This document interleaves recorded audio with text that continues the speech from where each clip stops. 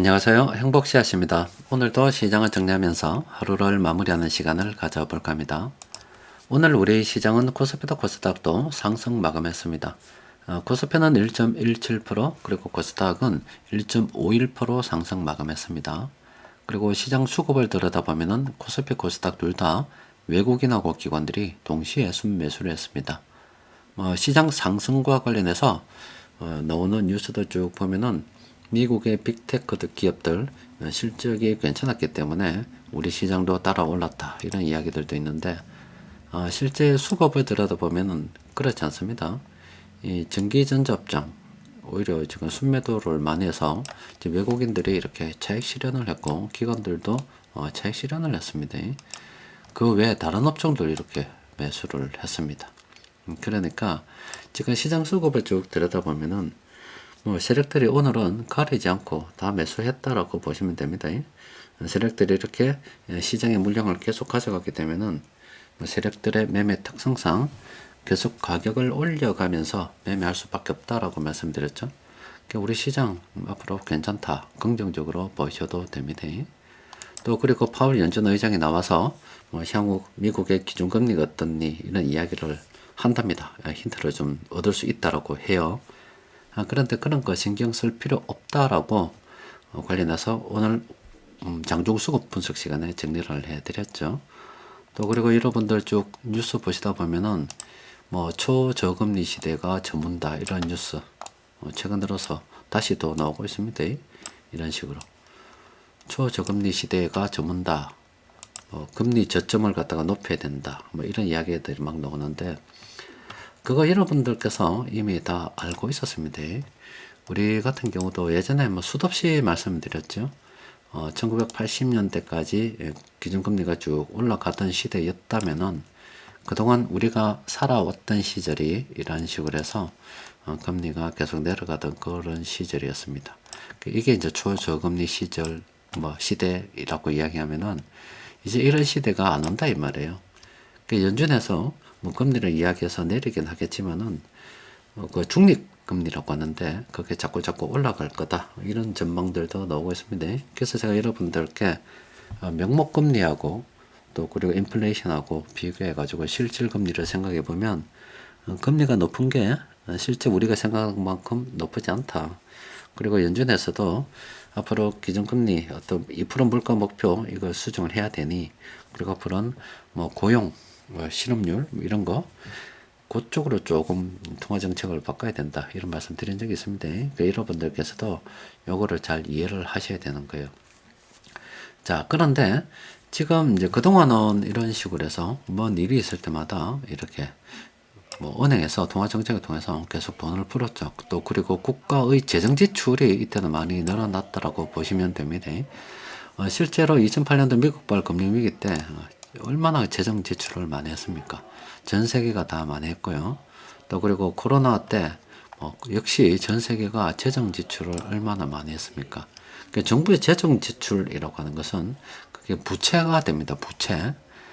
그러면은 제가 여러분들께 또 오늘도 시황을 통해서 말씀드렸는데 정부에서 이런 부채를 내는데 정부는 빚을 안 갚는다라고 예전에도 말씀드렸죠. 정부는 빚을 갚지 않습니다. 갚지 않고 그럼 언제 갚냐? 그냥 아예 안 갚습니다. 아예 안 갚고 국가가 망할 때까지 그냥 가요. 항상 그렇습니다. 국가가 망할 때까지 끝까지 빚내다가 그냥 게임 딱 해서 나라 갈아엎고 새로운 나라가 딱 생깁니다. 항상 그런 식으로 됐어요. 그러면 빚을 안 갚으면 계속 어떻게 정부가 재정을 돈 빌려서 유지하느냐? 돈을 찍어내게 되는 거죠. 그런데 그 돈을 찍어내고 국민들에게 돈을 나눠주니 뭐니 이렇게 하면서 계속 돈을 찍어내는 게 정부에서 부채가 많으면 많을수록 그 속도가 가파를 수가 있습니다. 그러니까 그 말이 무엇이냐면은 우리가 앞서 본 요 차트 다시 한번 볼까요? 1980년대 여러분들 그 말 기억나실는지 모르겠습니다. 이국이 미국의 금리이기 때문에 우리나라는 이보다 훨씬 더 금리가 높았죠. 1980년대 90년대 초반도 괜찮아요. 여러분들 이런 말씀들 들었을 겁니다. 은행에다가 1억을 넣어두면은 그 사람은 일 안 해도 된다. 기억나시는지 모르겠어요. 1억을 넣어놓으면은 1년에 이자가 2천만 원이기 때문에 그때도 월급도 지금보다 많지 않았잖아요. 저 정도면은 그냥 묵고 사는 거예요. 1억이 그때는 굉장히 큰 돈이었습니다. 그런데 지금은 어때요? 은행에다가 1억을 넣어놓으면 뭐예요 그게? 1억을 넣어놓으면 묵고 살 수 있나? 묵고 살지 못합니다. 그러니까 돈의 가치가 엄청나게 떨어졌죠. 마찬가지예요. 1980년대 이때 정부 부채가 1억이었다고 하면 지금의 1억과 그때 1980년대 1억은 완전히 다른 1억이죠. 그러니까 돈의 가치가 떨어지면 그게 훨씬 더 줄어든다 이 말이에요. 가치가. 그러면 정부에서 빚을 갚는 가장 좋은 방법은 계속 돈을 찍어내 버리면 됩니다. 어떤 뭐 명목을 붙여서라도 뭐 국민들이 어려우니까 돈 나눠줍니다. 무엇이 어떻습니다. 뭐 소상공인들 지원해야 됩니다. 기업들 지원해야 됩니다. 어려운 분들 지원해야 됩니다. 자꾸 지원하면 좀 그러니까 먹고 살기 어려운데 어떻게 하겠나 복지해야 됩니다. 무엇이 어떻습니다 해서 이런저런 명목으로 돈을 계속 갖다 풀죠. 풀면은 정부 부채를 갖다가 줄이는 효과를 나타냅니다. 왜냐하면 그게 돈의 가치가 떨어지기 때문에 그래요. 그럼 정부 부채가 많으면 많을수록 어떻게 하면 되겠습니까? 돈을 인쇄기로 더 돌려버리면 됩니다. 그러면 국민들은 어떻게 됐어요? 지손에는 뭔가 돈이 떨어지는 것 같아도 실제 또 월급을 갖다가 내가 뭐 받는 것 같아도 또 뭐 여러분들 국민연금 있죠? 개사기 중에도 개사기입니다. 그거는 뭐 그렇다고 안 할 수도 없는 거지만 뭐 소득 대체율이 50%니 뭐니 찌랄해도 돈의 가치가 떨어지면은 50%는 못 50%예요. 그냥 가만히 놔놔도 돈에 불어넣는 속도가 늘어나기 때문에 예를 들어서 100%다 준다 해도 100%다 준다 해도 이때 약속을 했단 말이에요. 얼마 줄게라고 했단 말이에요. 그래서 그대로 가도 그 돈 가치가 떨어져서 몇 분에 몇 토막이 납니다. 그냥. 근데 그걸 갖다가 법을 바꿔서 뭐 더 주니 아니면 뭐 더 낮춰야 되니 찌랄 하면서 가는데 실제로는 시간이 흘러 돈을 갖다가 계속 찍어내서 돈의 가치가 떨어지면 연금 그거는 이산화만 하게 됩니다. 그래서 제가 가치투자연구원 처음에 개설할 때 국민연금, 군인연금, 사학연금, 개인연금, 어떤 연금 믿지 마라라고 이야기했습니다. 그래서 자산을 가져야 되니 말아야 되니 이렇게 이야기를 한 거예요. 똑똑하면 좋은 말을 갖다가 그럴싸한 말을 많이 할 수 있어요. 그런데 그 그럴싸한 말이 국민들한테 뒤통수 치거나 앞에서는 선행을 베푸는 척하면서 뒤에서는 때려쥐기는 행동을 한다는 것을 이해를 해야 됩니다. 그리고 또 말을 갖다가 요래저래서 국민들이 현혹을 시키는데 항상 대중은 개무시합니다. 무시한 것도 아니고 참 요즘 젊은이들 말로 하면은 개무시합니다. 개무시. 진짜 무식합니다. 무식하기 때문에 지손에 그러니까 중국 속담에 그런 말 있죠. 뭐 개구리 잡아 먹으려 그러면 뭐 미지근한 물에 넣는다. 그게 서서히 끓인다. 뭐 이런 이야기 있잖아요. 지 죽는 줄 모르고 돈을 갖다가 아니면 정부 부채를 넣는데 찬성을 한다거나 받으면 좋다고 까불어야 되는데 모두 다 골로 가고 있는 중이에요. 그리고 초저금리 시대가 끝난단 말은 이게 의미는 뭐냐면 이때는 이제 뭐 정부가 무슨 역할을 했단 말이에요. 금리가 떨어질 때 경기가 안 좋으니까 정부에서 뭔가 역할을 했단 말이에요. 정부의 재정이 굉장히 중요한 시기였죠. 근데 앞으로 보세요. 정부에서 지금 빚을 많이 냈답니까? 빚을 갚는 방법이 무엇이라고 그랬습니까? 안 갚는다니까는요. 그 뭐 부담을 줄이는 방법은 돈을 더 찍어서 돈을 쓰레기로 만들어 버리면 부채를 갖다가 줄이는 역할을 그 효과를 보겠죠. 그럼 정부에서 앞으로 돈 더 찍어낸과 동시에 이 다음 시대를 이야기하는 겁니다. 그럼 이때 정부에서 계속 돈을 풀었단 말은 경기가 좋지 않았다는 거잖아요. 인위적으로 경기 부양을 했다는 거고. 그러면 이제 반대로 간단 말은 이런 식으로 반대로 간단 말은 경기가 좋단 말이에요. 그럼 어떤 일이 벌어지겠습니까? 이 경기가 좋단 말은 민간에서 돈을 만든다는 거예요. 그러면 보세요.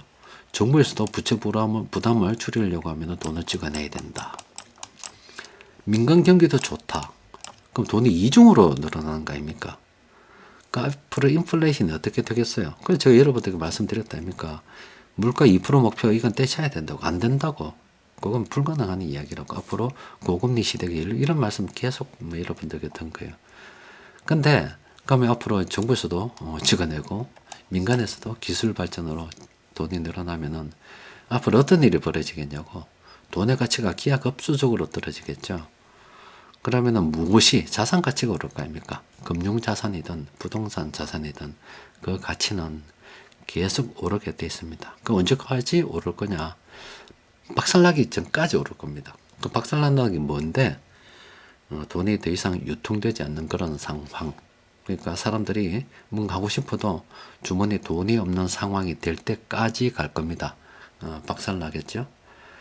딱 두 중에 하나예요. 지금 엄청난 우리한테 기회가 오고 있고요. 그리고 이 거품을 정말 인류 역사상 한 번도 경험해 보지 못한 그런 거품을 이용할 만한 절호의 어떤 기회도 온과 동시에 요걸 잘못 이용을 하게 되면은, 아니면 잘못 생각 잘못해서 자칫 실수를 하게 되면은 그냥 인생 나락으로 떨어지게 되어 있습니다. 참 불보듯이 뻔합니다. 대부분의 국민들 아마 인생 나락으로 떨어져서 정말로 힘든 노후 삶을, 아마 꼭 노후뿐만 아니라 젊은 사람들도 그럴 거예요. 앞으로 치안도 굉장히 어려워질 수 있다고 생각해요. 국가에서 돈이 없는데 치안이 뭐가 있어요. 그러니까 부자들 사는 동네에 같이 얹혀가지고 자체적으로 치안을 하려고 하면 여러분들 돈 많이 벌어야 됩니다. 그러니까 지금 거품 이용하기 위해서는 주식 계속 매수해야 되는 거예요. 미국이 어떤지 뭐니 뭐 금리가 어떤지 신경 쓸 필요가 없습니다. 보세요. 지금 얼마나 지금 쓸어 담고 있잖아. 그렇죠? 돈의 가치가 떨어지기 때문에 지금 자꾸 저런 일이 벌어지는데, 돈의 양이 앞으로 정부에서 부채 줄인다고 경제가 발전돼서 더 늘어나는데 그럼 이게 더 들어오겠죠.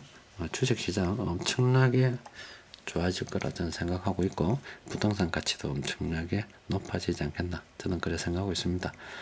요때 우리 그 거품을 잘 이용해서 나중에 돈의 몰락을 예상해서 금과 은으로 서서히 전환하는 그런 움직임을, 액션을 취해야 되겠죠. 하여튼 뭐 그런 과정을 쭉 생각하면서 제가 가치투자연구원에서 여러분들께 계속 말씀드리는데, 항상 사람은 그래요.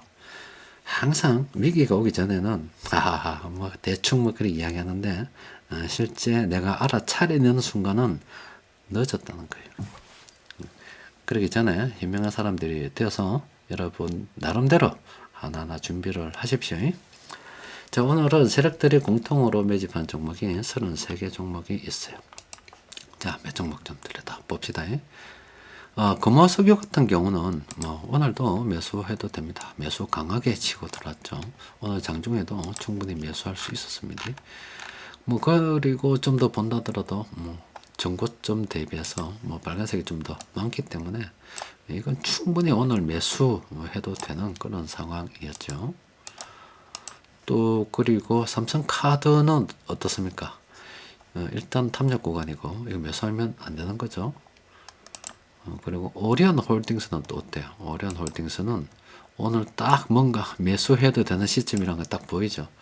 뭔가 딱 하나 올랐었다 아닙니까? 오리온홀딩스도 오늘 장중에 봤다 그러면 매수해도 되죠? 풍산은 이거 큰일 납니다. 큰일 납니다. 한국엔컴퍼니도 이것도 안 됩니다. 한국항공우주도 나쁘진 않은데 주가 수준을 보세요. 이제 거의 지금 고점 부근에서 놀잖아. 이 저점하고 비교하면 여기서 지금 놀고 있죠. 이것도 조심해야 됩니다. 한전기술 같은 경우는 오늘 딱 매수해도 되죠. 이것도 오늘 매수해도 됩니다. 근데 이건 좀 멀리 보면 이것도 나쁘지 않습니다. 오늘 충분히 매수해도 되는 그런 시기이고, 현대위아 같은 경우도 이것도 충분히 관심 종목으로 등록하거나 오늘 이것도 나쁘지 않죠. 매수해도 되지 않겠나. 강하게 치고 올라오지 않았겠지만은 저점 예상하고 충분히 이것도 긍정적으로 검토해도 되지 않겠나 싶습니다. 여튼 그 초저금리 시대가 정말로 종말이 오고 있습니다. 그리고 이제 이런 초저금리 시대가 다시 안 온다 이런 이야기들이 나오는데, 제가 여러분들께 몇 번을 말씀드렸어요. 하루 이틀을 갖다가 말씀드린 것도 아니고 간간히 계속 말씀드려서 이미 알고 계시는 분들도 계실 거고요. 그리고 아직도 세상이 지금 어떻게 돌아가는지 모르고, 그러나마 여러분들께서는 이 주식이란 것에 관심이 있고 그러다 보니 자연스레 경제에 대해서 관심이 있게 되는 거고, 또 돌아다니다 보면은 뭐 이런 말 저런 말 하는 사람들 이야기 들으면서 주워 들은 것도 있고, 아 대충 이런 식으로 간다는 흐름에 대한 이해도 있습니다. 그런데 여러분들 주위를 한 바퀴 쑥 돌아보시면은 금융이라고는 하나도 이해하지 못하는 정말로 앞만 보고 살아가는 사람들이 있어요.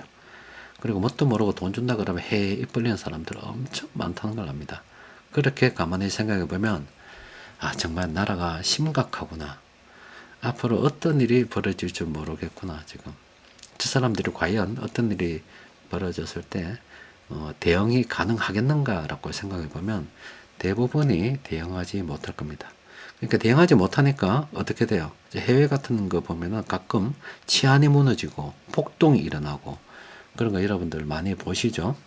그러니까 우리나라는 아주 질서가 잘 잡히는 거죠. 그러니까 치안이 일어나고 폭동이 일어나는 그 상황, 그 나라 처음부터 그랬겠습니까? 상황이 그렇다 보니 그래 되는 거예요. 우리도 이런 평화로운 상황이 계속 지속된다고 보십니까?